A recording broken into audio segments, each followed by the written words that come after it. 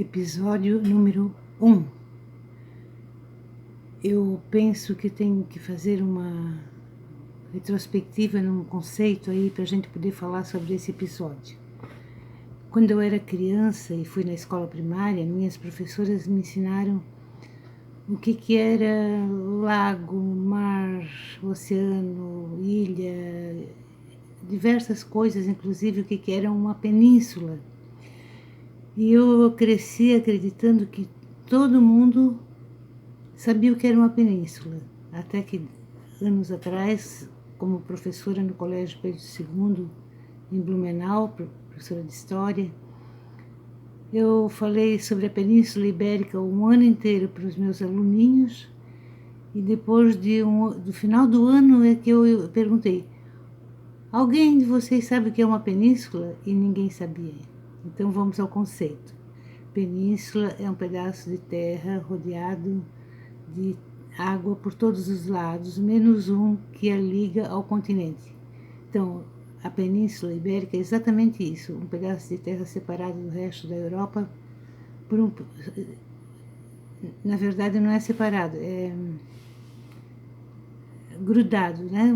Só por um cantinho, assim. Aí, nesse pedaço de terra ficam Portugal e Espanha, que são países que tiveram toda uma importância na nossa história. E ali, separando essa Península Ibérica do resto da Europa, tem uma cadeia de montanhas chamadas Pirineus, que é uma coisa assim que me faz pensar nas minhas aulas, não, as práticas que o Frei João Maria, OFM, fazia na nossa igreja de Nossa Senhora da Glória, em Blumenau, quando eu era criança, onde ele falava muito nos Pirineus. Nessa altura, a gente não fazia a menor ideia o que eram os Pirineus, né? Então, sempre fiquei muito curiosa a respeito. Então, os Pirineus é uma cadeia de montanhas, nada parecida com os Andes ou alguma coisa assim. É uma pequena cadeia de montanhas que pode ser vencida a pé num dia. Mas, em todo caso, é um ponto bastante desconhecido para nós, né? A gente chegar nos Pirineus e não saber como se orientar é complicado. E teve uma noite da minha vida, faz tempo já, onde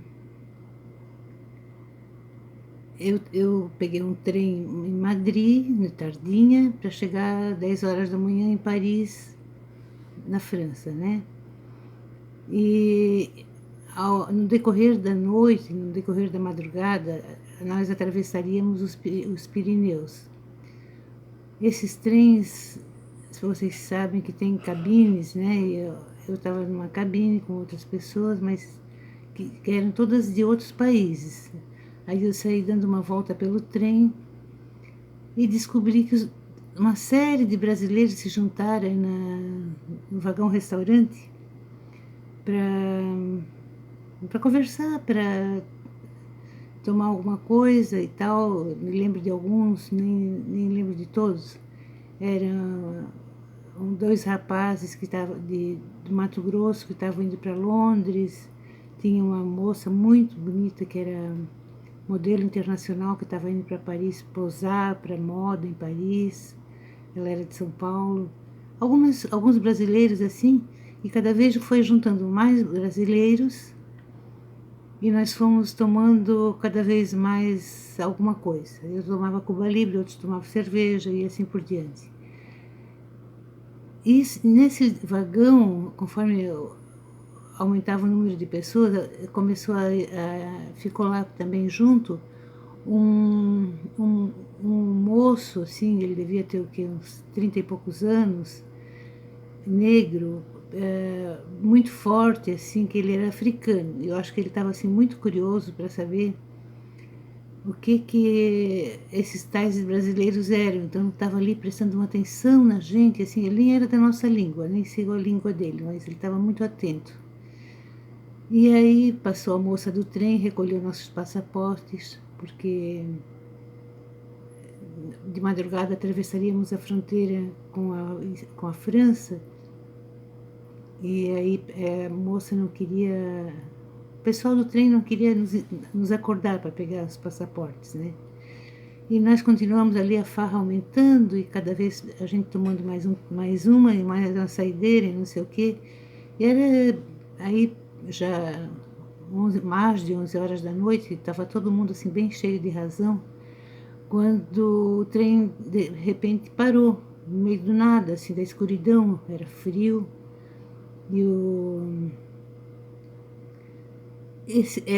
esse trem, a porta dele fazia como as portas de metrô.